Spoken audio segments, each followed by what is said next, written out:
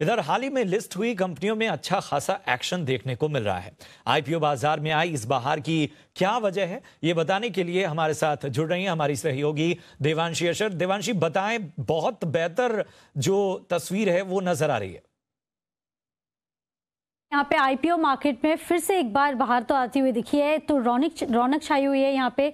और अब देखिए हाल ही में यहाँ पे 3 कंपनीज हैं जो सेकेंडरी मार्केट में आती हुई दिखी थी, जिसकी लिस्टिंग यहाँ पे शानदार होती हुई दिखी थी, रिटर्न्स भी यहाँ पे आते हुए दिखे थे। सबसे पहले हम बात कर लेते हैं मेट्रोपोलिस, जो हाल ही में लिस्ट हुई है। और मैं आपको बता दूँ यहाँ पे सबसे पहले तो जो सब्सक्रिप्शन है वही सबसे बड़ा था, लगभग 5.8 गुना यहाँ पे सब्सक्राइब होता हुआ दिखा था ये इश्यू। उसमें भी आप देखिए जो इंस्टीट्यूशनल या संस्थागत निवेशक हैं वो सबसे ज्यादा यहाँ पे एक्टिवली यहाँ पे सब्सक्राइब किया था, करीब 9 गुना यहाँ पे भरा था QIB इश्यू।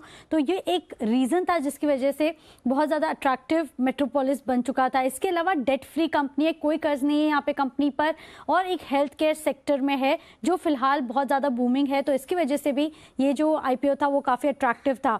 और तीसरी सबसे बड़ी वजह यहाँ पे आप देखिए कल ही लिस्ट हुआ था और उसके बाद ब्राइट स्टार इन्वेस्टमेंट जो यहाँ पे RK दमानी जी की कंपनी है, होल्डिंग कंपनी है, उन्होंने कल ऊपरी स्तर पर यहाँ पे निवेश किया है और करीब 7 लाख शेयर्स खरीदे थे, 950 रुपए प्रति शेयर के लेवल्स के आसपास। तो ये 3 बड़ी वजह यहाँ पे थी जिसकी वजह से फिर से एक बार ये IPO को शानदार यहाँ पे जो रिटर्न्स थे वो ऑलरेडी दिए हैं और अभी भी ये ग्रीन साइड ट्रेड करते हुए दिख रहे हैं। जो दूसरी बड़ी कंपनी थी वो RVNL है, सरकारी कंपनी थी, तो बहुत ज़्यादा यहाँ पे इश्यू नहीं आए थे, ओवर सब्सक्राइब नहीं हुई थी बहुत ज़्यादा, लेकिन आप देखें यहाँ पे जो ऑर्डर बुक थी वो बहुत ज़्यादा मजबूत थी।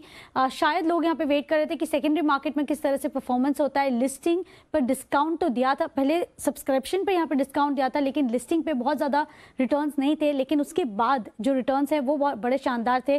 फंडामेंटल्स बहुत ज़्यादा तगड़े थे, ऑर्डर बुक ही 77,500 करोड़ के, जिससे आने वाले 1 से 2 साल में कंपनी के रेवेन्यूज जनरेट हो सकते हैं। और आप देखिए पिछले 5 साल में जिस तरह से आय बढ़ी है, पिछले 5 साल में इनकी जो आय है वो दुगनी होती हुई दिखी है, और वैल्यूएशन वाइज भी यहाँ पे ये कंपनी अच्छी रही है। और आप देखिए करीब 35% तक के रिटर्न्स RVNL दे चुकी है फिलहाल तक। और आखिर में पॉलीकैब की बात करते हैं जिनकी लिस्टिंग आज ही हुई है, और यहाँ पे भी बहुत ज़्यादा अट्रैक्टिवनेस थी इस IPO को लेके। ग्रे मार्केट प्रीमियम करीब 80 से 100 रुपए तक के थे। मैं बता दूं आपको, सबसे पहले तो ये IPO लगभग 52 टाइम्स भरा हुआ था, जिसमें से HNI का जो हिस्सा था वो भी लगभग 100 से ज़्यादा यहाँ पे सब्सक्राइब होता हुआ दिखा था, तो वो सब्सक्रिप्शन थी। और मैं आपको बता दूँ जो बड़े निवेशक थे उन्होंने बोलियां लगाई थी, और सेक्टर में सबसे ज़्यादा सस्ती कंपनी है, वैल्यूएशंस भी बहुत ज़्यादा अच्छे हैं कंपनी के।